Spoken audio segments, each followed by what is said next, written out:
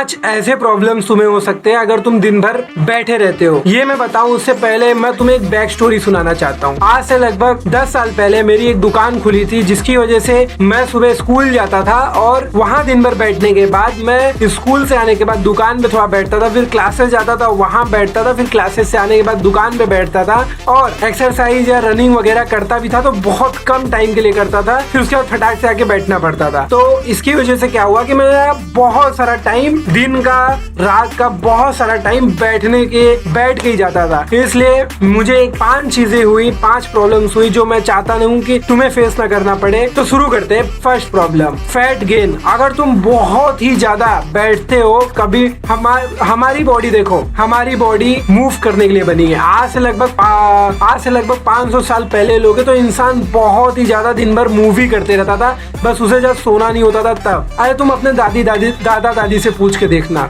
वो दिन भर चलते ही रहते थे मैक्सिमम टाइम। उन्हें पानी लेने भी जाना रहता था ना तो बहुत दूर जाना पड़ता था। और आज देखो क्या है, आज हमें सब कुछ बैठे बैठे मिल रहा है, जिसकी वजह से हमारा कैलोरी बर्न नहीं होता। मतलब हम जितना खाते हैं उसका यूज नहीं कर पाते और उससे चढ़ता है फैट, और फैट से तो कितनी सारी प्रॉब्लम होती है तुम जानते ही हो। दूसरा, मसल लॉस। अगर तुम दिन भर बैठे रहते हो एक जगह और मूव नहीं करते हो तो तुम्हारा मसल लूज होने लगता है। बॉडी यूज इट या लूज इट पे चलती है। अगर तुम उसका यूज नहीं करोगे तो वो उसे खो देगा। इसलिए तुम्हें कुछ नहीं तो हर 5 घंटे के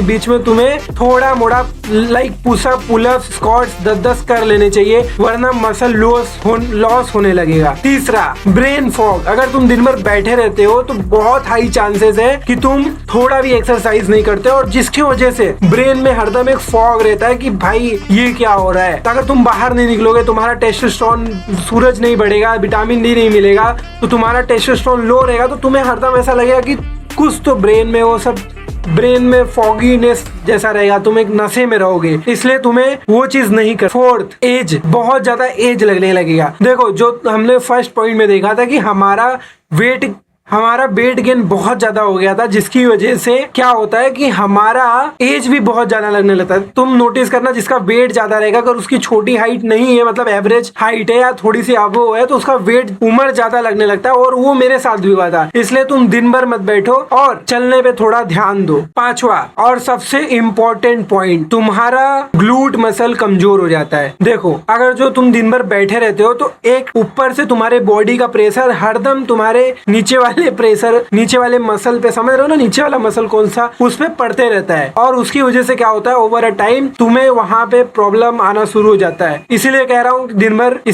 कि दिन भर में ज्यादा से ज्यादा खड़े रहो या फिर चलने की कोशिश करो। बैठो पर ज्यादा देर के लिए नहीं। मिलते हैं अगली वीडियो में।